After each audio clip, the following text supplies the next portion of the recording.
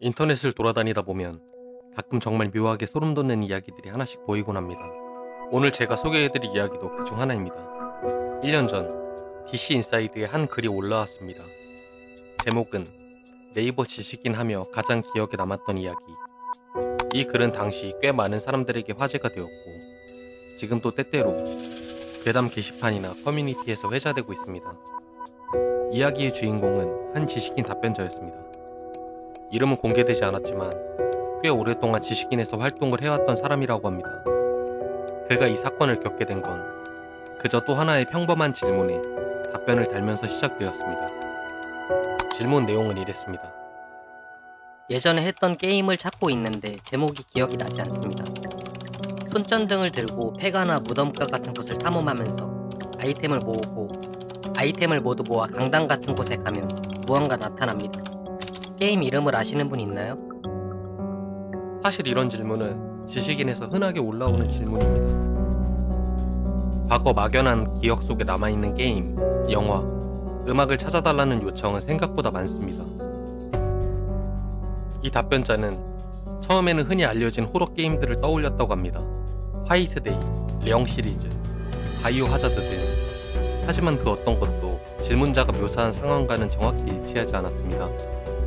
보통 이쯤 되면 대부분의 사람들은 그냥 모르겠다 하고 포기합니다. 하지만 이 답변자는 뭔가 신경이 쓰였다고 합니다. 묘사된 내용이 어딘가 미묘하게 신경을 긁는 느낌이 들어서 본격적으로 조사를 시작했습니다.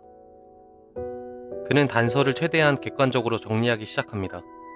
키워드는 게임, 손전등, 무덤가, 폐가, 아이템 수집, 그리고 강당에서 나타나는 무언가. 이 단서들을 중심으로 인터넷 아카이브, 레트로 게임 커뮤니티, 해외 포럼까지 샅샅이 뒤졌다고 합니다. 그 과정에서 그는 하나의 오래된 고전 게임을 발견하게 됩니다. 그 게임의 이름은 요괴옥부. 1986년에 MSX라는 오래된 게임기로 출시된 호러 게임이었습니다. MSX를 모르는 분들도 많을 텐데요. MSX는 일본과 유럽, 남미 등지에서 인기를 끌었던 8비트 가정용 컴퓨터입니다.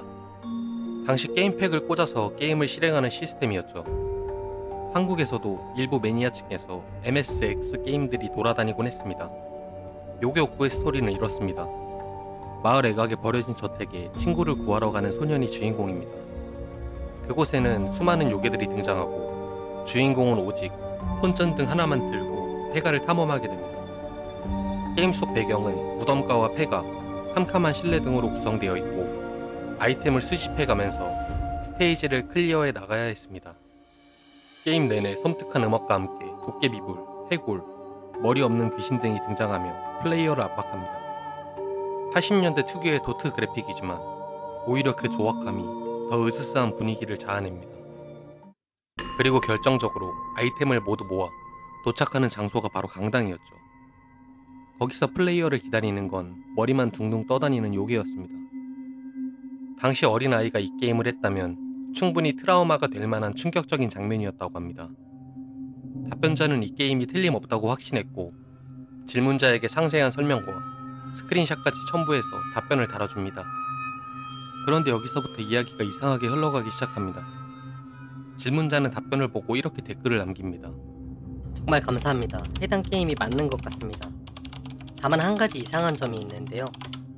강당에서 나타난 귀신의 모습이 제가 기억하던 것과는 많이 다릅니다. 저렇게 둥둥 떠있는 머리가 아니라 훨씬 더 끔찍하고 무서운 무언가가 나왔던 것으로 기억합니다. 게임은 맞는데 귀신은 다르다? 답변자는 이 말에 찜찜함을 느꼈다고 합니다. 확실히 해결된 줄 알았던 문제가 다시 안개 속으로 들어간 느낌이었죠. 답변자는 혹시나 하는 마음에 더 깊이 조사를 시작합니다. 그 과정에서 그가 발견한 개념이 바로 개조롬, 즉 롬 핵이었습니다. 혹시 모르시는 분들을 위해 간단히 설명드리자면 롬 핵은 기존 게임의 데이터를 수정해서 캐릭터, 그래픽, 사운드, 시스템 등을 바꾸는 작업입니다. 어떤 경우에는 단순히 텍스트만 수정하는 정도이지만 기술이 조금만 더 들어가면 기존 게임에 존재하지 않는 새로운 적, 배경, 연출까지 만들어낼 수 있습니다. 특히 2000년대 초반 이후로는 이런 개조롬이 아마추어 커뮤니티 안에서 활발히 공유되곤 했습니다. 때로는 불법 유통되기도 했고요. 답변자는 이 개조롬이라는 가능성을 떠올렸습니다. 어쩌면 누군가가 요괴 옥부를 개조해서 기존의 머리 귀신 대신 훨씬 끔찍한 이미지를 삽입한 버전을 만들었을 수도 있다는 겁니다. 그렇다면 질문자는 어떻게 이런 개조롬을 접하게 된 걸까요? 답변자는 질문자와 1대1 대화를 시도합니다. 다행히 질문자는 이에 응해주었고 몇 가지 새로운 사실이 드러납니다. 우선 질문자가 이 게임을 했던 시기는 약 14년에서 16년 전쯤. 질문자는 그때 당시에 게임기를 소유하고 있지 않았습니다. 그 대신 동네에 친하게 지내던 형이 있었는데 그 형 집에 놀러가서 여러 게임들을 즐겨 했다곤 합니다. 그 형은 게임을 굉장히 많이 가지고 있었고 당시에는 보기 드물게 다양한 콘솔과 소프트를 보유하고 있었다고 합니다. 그 질문자가 요괴 옥부를 플레이한 곳도 바로 그 형 집이었습니다. 그리고 문제의 그 장면, 강당에서 갑자기 튀어나온 끔찍한 귀신을 본 후 질문자는 공포심에 그 길로 뛰쳐나왔고 이후로는 그 형 집을 다시 찾아가지 않았다고 합니다. 여기서 답변자는 추가 조사를 시작합니다. 질문자로부터 형에 대한 몇 가지 단서를 얻어낸 후 해당 시기와 지역 신문 기사들을 검색해본 결과 놀라운 사실이 밝혀집니다. 당시 그 지역에서는 이런 사건이 발생했더랍니다. 심각해지는 학교 괴롭힘 속에 발생한 살인사건.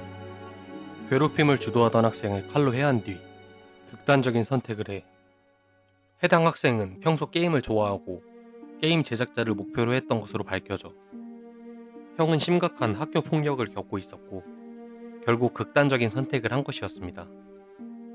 답변자는 시기와 지역, 피해자의 게임 취미 등 여러 정황으로 미루어 보아 이 사람이 질문자가 말한 그 형일 가능성이 매우 높다고 판단했습니다. 이쯤 되면 많은 분들도 자연스럽게 하나의 가설을 떠올릴 것입니다.